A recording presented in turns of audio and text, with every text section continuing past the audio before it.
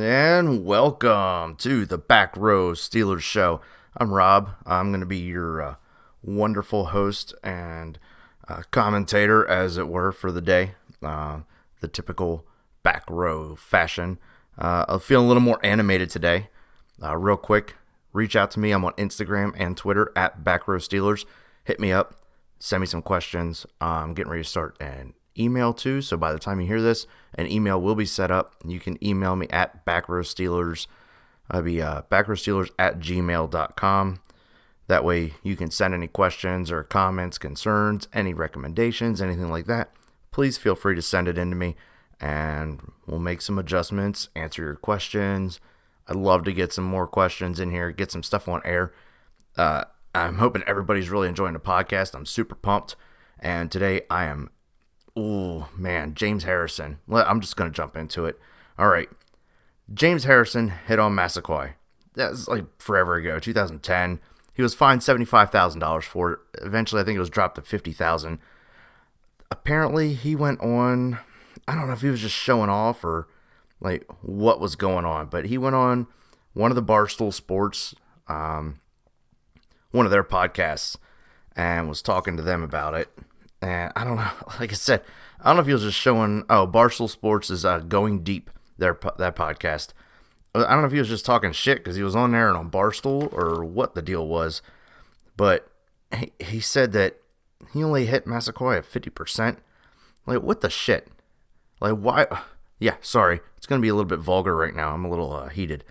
Like, had he known he was going to be fined, he said he would have tried to kill him. What sort of sick shit does that? Like, I understand it's football, and like, it just gets worse from here. So if you haven't heard, so he said all that. So in the same game, he hit former college teammate Josh Cribbs in the head.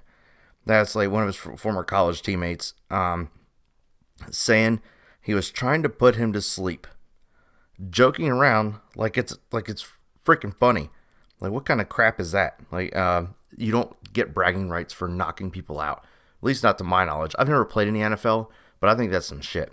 And I used to have a whole lot of respect for this guy, James Harrison. Like, dude, if you listen to this, like, I'm sorry, but you've lost a lot of respect from me. I just don't get it, dude. Like, why would you do that? Right? And if Tomlin did give you an envelope, why would you go on a podcast and talk about it? Like, the whole point of the envelope is so you don't talk about shit if that actually happened, right? Which then you later went on to Instagram and retracted it and said that Mike T has never paid you for hurting someone or trying to hurt someone or put a bounty on anybody. Like, what? Like, why would you say it on a podcast and then have to go back and write this whole long statement retracting what you said? I don't know. Maybe he was just trying to talk big game because he was on another podcast or something like that and just trying to make himself sound tough. I don't know.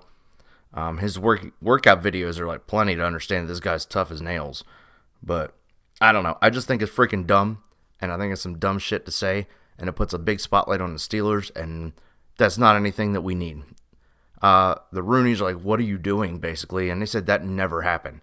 And given some things that happened before, I don't know if you guys remember with Sean Payton and the whole Bounty Gate thing. So a lot of stuff went down for that, and Sean Payton's like, they're never going to look into this the way they looked into mine because like even his stuff was kind of out there, and he's like, I wouldn't risk losing a year's salary, which he did. But that's neither here nor there. I think that the whole James Harrison thing, like, just shut up, dude. Just shut up. Like, stop saying stuff that's going to hurt yourself, hurt your image, hurt the team. And that's all you did. So, congratulations, dude. All right, moving on. Now, I need to calm down a little bit, but at the same time, I'm kind of excited. Big Ben's throwing again, trimmed his beard up. Oh, yeah, we're ready to go. He's out there playing catch with Juju and Ryan Switzer and James Conner. And I think James Conner seemed a little bit excited. He posted some stuff about it, and he's really pumped. And he just recently posted also that he said it's going to be tough for him to not be a Steeler if that time were to come. But I don't know. I'm still up in the air about everything about James Conner and what's going to go on. I think if he stays healthy, Pittsburgh's going to hang on to him a little longer than we anticipate, but who knows. Let's get into the primary purpose of this episode, and that is let's talk about our schedule. Woo! Football is almost here. Now, Pittsburgh's getting ready to open facilities. I think they said Tuesday. I'm not sure if that meant like today, because I am recording right now.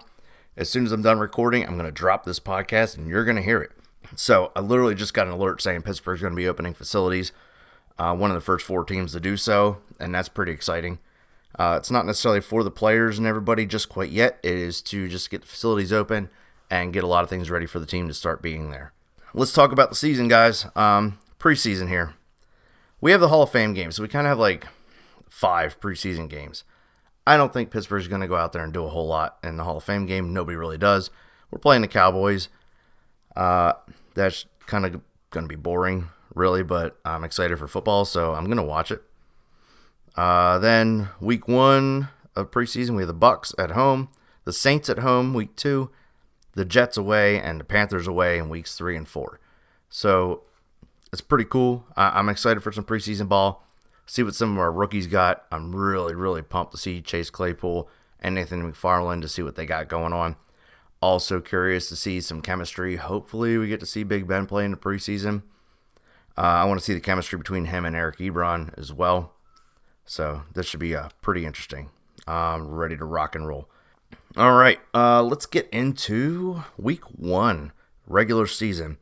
We are away, unfortunately, week 1. We are playing at the Giants, but good news, everybody, it's a Monday night game. Now, Big Ben is away, typically struggles in away games, but it is prime time, so we'll see.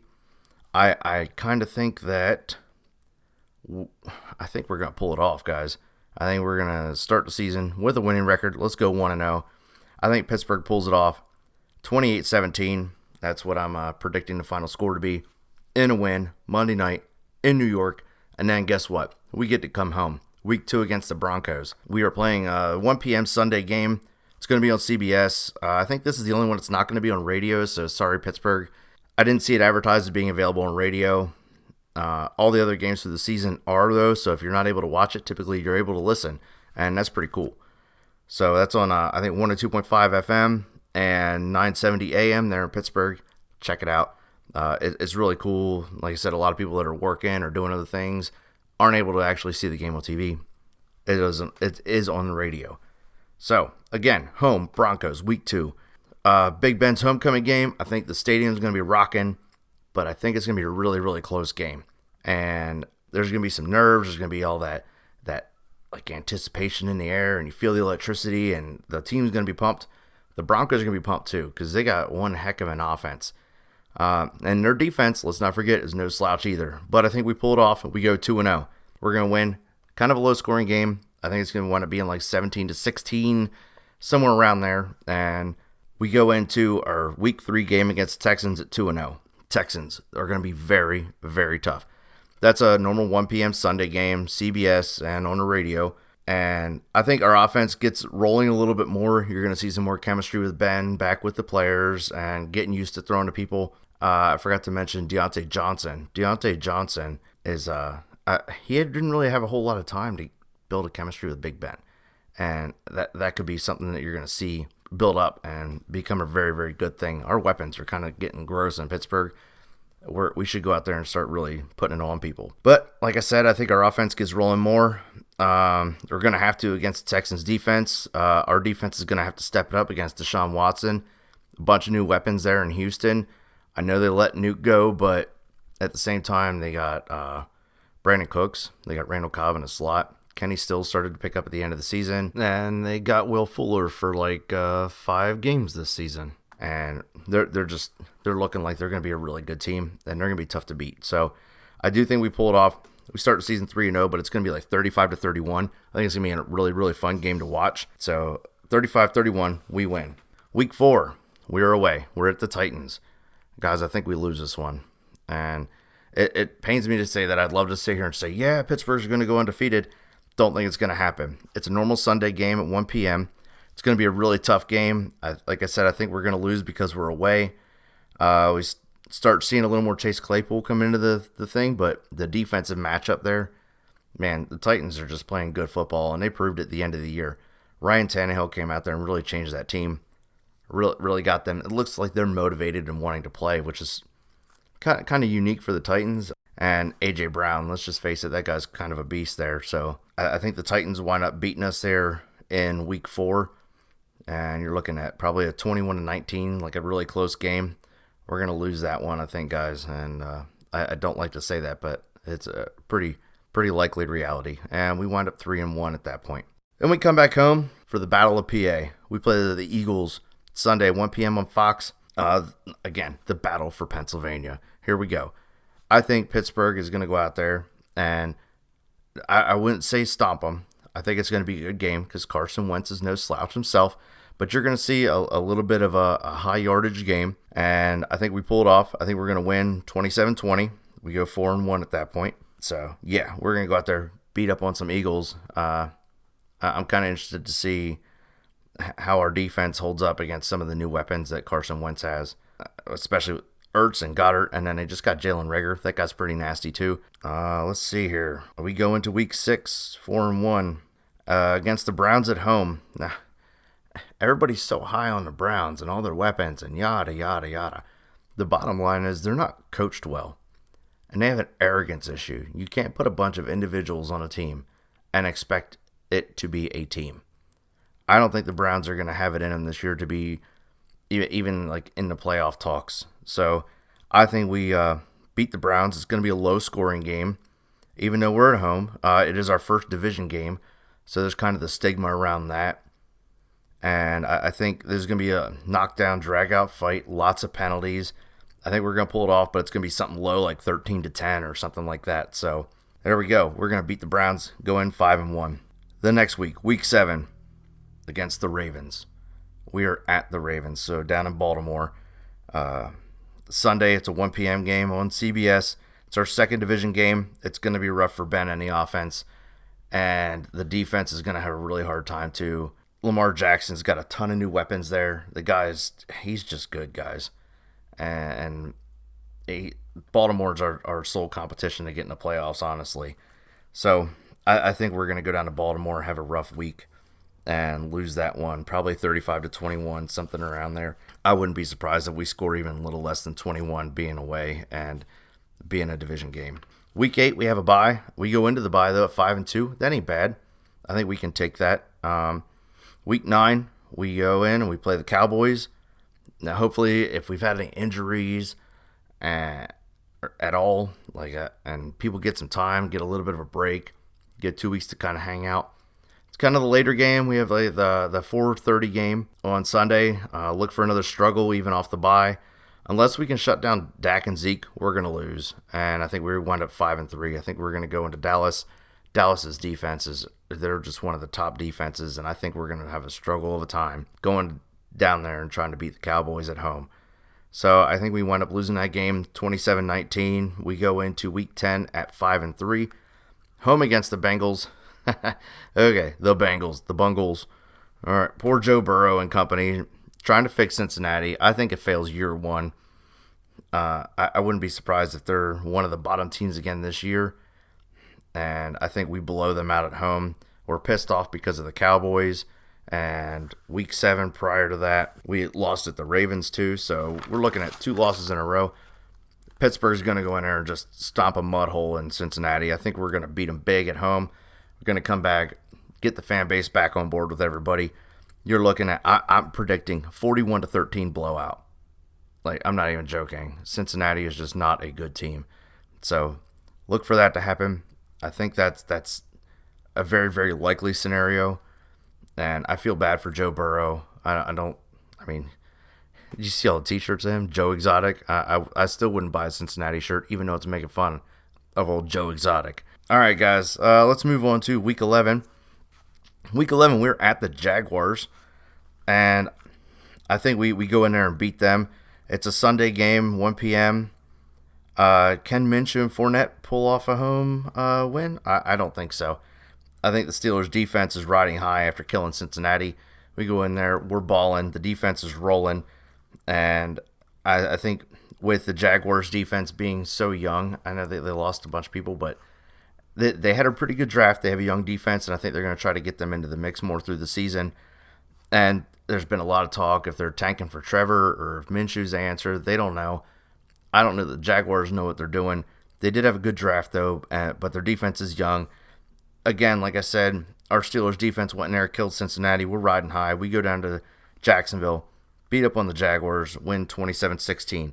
Now, at that point, we're 7-3, like sitting pretty. In Week 12, we get the Ravens again, back at home. Another division game. Here we go. It's a Thursday night game.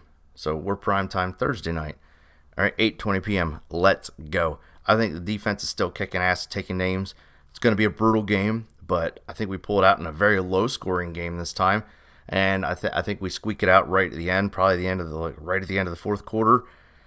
I have a feeling we're going to be down and about 16. I'd say 16-10, maybe a minute or two left in the fourth. Typical AFC North style. And we're going to wind up pulling that one off, beat them 17-16, and we go to 8-3 going into Week 13, staying home against the Redskins. Sunday 1 p.m. game on Fox. I just think we stomp a mud hole right in the Redskins. Ron Rivera trying to pull that team together, can't pull it off with a win in Pittsburgh for sure. Pittsburgh's team, man, we're just good. Like, we're really good this year. Now, a lot of this is contingent on Big Ben being healthy, but the rest of the team is healthy. And I think you're going to see the Pittsburgh team that everybody loves. And we're right back in the mix, into the playoffs. I think Week 13, we beat up on the Redskins. Like I said, we beat them 31-13, go to 9-3, just to kind of go up there to New York and see the Bills. So Week 14, we see the Bills. Sunday, primetime on NBC. I want to say this is another win, but primetime away is tough. And the Bills are tough, like maybe a little too tough. I think it's going to be a close game. It's going to be boring until about the fourth quarter. I think you're going to see quite a defensive struggle there. But I do think the Bills beat us 23-17, and we fall to 9-4, and that's just because of a tough away game. Week 15, I think we are at Cincinnati. You're going to look at a thriller of a game. Cincinnati's going to be pissed because they got stomped. You're going to see a whole lot more defensive throttling, I think, from Cincinnati. They're going to try to beat us up. I think you're going to get almost a repeat of our home performance against them. Maybe not as high a score. I think we go 31-17, beat them in Cincinnati. That is a Monday night game, so we have back-to-back primetime games. So we go from the Sunday night game to the Monday night game that week. That one's on ESPN. It's going to be an exciting game. I think Pittsburgh's just going to go in there and just beat the snot out of them. So I'm always all for Pittsburgh just beating the snot out of people. It's very entertaining. With that win, I think we locked down a playoff spot. We're going to be 10-4 at that point. And like at that point, like it's up to the coaches and stuff as to how we play the rest of the season. If winning the next game or two is going to like help us be a higher seed, then I think we played our starters. If not, then I think we're going to kind of back off, give our starters a little bit of a break going into the playoffs. So Week 16 against the Colts, we're at home. I really hope we're at a point where we're locked down. But if we're not, man, I just really want to see this shootout with Rivers and battle of the OG gunslingers. High scoring if we're playing all of our starters. I think you're going to see some crazy, super high scoring game, like 45-41. I think Pittsburgh can beat the Colts. Don't sleep on them, though, with Phillip Rivers. They got Jonathan Taylor in the draft. That guy is just really, really good, too. They got some weapons there, and if their receivers are healthy, like, you got to look out. Like, the Colts, I think, are going to be one of those sneaky good teams this year, and luckily we get them at home. We don't have to go play them in their house. So I think if we're playing our starters, we're going to beat them, go to 11-4, beat them, like I said, 45-41. If we're not playing all of our starters, I think we lose, with the Colts still scoring the 41 points and us only getting like 20 to 24 points, somewhere around there. We wind up at either 11-4 or 10-5, given that situation as to whether or not we're playing the starters, like I said. Then Week 17, we're at the Browns. And again, this is going to be depending on whether or not we're playing our starters. If the Browns are not in a position to do anything in the postseason, which I doubt they will be, they may not play their starters either. So it could be kind of like a let's just see what we have in our backup players kind of game, sort of like how a preseason game would be. So I think if we wind up having to play our starters for whatever reason, we're going to beat them, even though we're away, because it's a normal game. It's not any sort of high-pressure type thing. It's another Sunday 1 p.m. game. And I think with the starters, we're going to beat them something like 17-13. If we're not playing the starters, we probably lose like 27-17, and that's just because we're going to be backing off on our defensive players too, just to make sure everyone's healthy going into the playoffs. So, all right. Well, I know I just kind of cruised through our whole schedule. Like, that's pretty awesome. I'm pumped about us being back this year. Big Ben being back. Like, it's super, super good feeling. Everyone's very apprehensive about our quarterback situation at Pittsburgh, and they're all like, is Mason Rudolph the guy? Duck Hodges is there. And I talked about Paxton Lynch he's even there, right? And I don't know what the coaching is going to look like for our backup quarterbacks this year, but I think they may start looking into it a little bit more. Now, with Big Ben throwing, Pittsburgh organization was like, hey, man, just hold off. We don't need you out there throwing the ball yet. Give yourself a little more time to heal. The other day, I think, was at a time where he was just like, I got to show it. And maybe his beard was just pissing him off too much, so maybe that was the reason, but I don't know. But yeah, I'm super pumped for the season, guys. I hope you're pumped for the season too. If you have any questions, comments, concerns, go ahead and hit me up at backrowsteelers on Instagram, at backrowsteelers on Twitter. I'd be happy to answer any questions. Like I said, I really, really, really need you guys to go in there, subscribe, rate, review. Give me all the things. We're on Apple, Podbean, Stitcher, like all of them, Spotify, you name it, Google. We're out there. Hopefully you guys spread the word. I'd love for this podcast to really, really take off. I think everyone in Pittsburgh loves the Steelers, so let's get this podcast out there for everybody to listen to. I freaking love the organization. I love that I got people listening. I'm up to like 140-something downloads, and that's because of you, the listeners. So thank you. Again, I'm super happy to be here. Also, backrowsteelers@gmail.com. Let's get that set up, and you guys feel free. Please send questions into that. I'm really excited for it and happy to talk to you, and thank you for listening. Everybody have a great day. Enjoy your week.